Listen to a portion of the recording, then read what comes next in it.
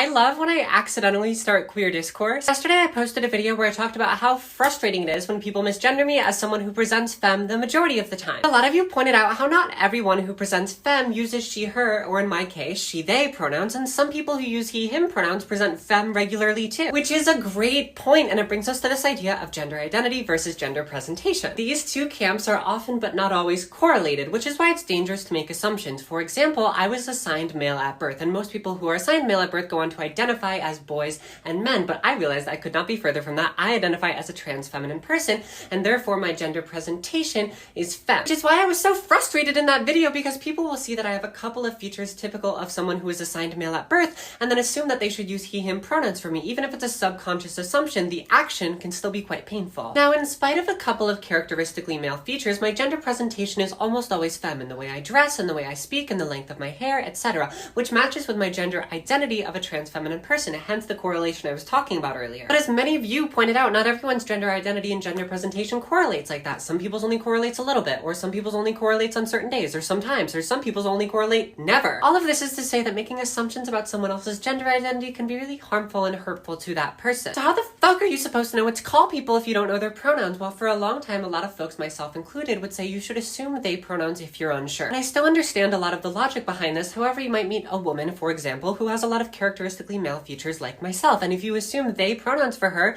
it might be really hurtful because she's a woman. She doesn't want to be seen as non-binary. So if you're really unsure, use that person's name, which is probably going to be the most affirming thing for them to hear anyway, until you get a chance to ask them, or better yet, ask a friend of theirs what pronouns they use. Because if you take the burden off of that individual to either have to explain to you their gender identity, or worse, have to correct you after you make the wrong assumption, and instead do the work on your own to figure out what best validates them, it's going to make them so happy.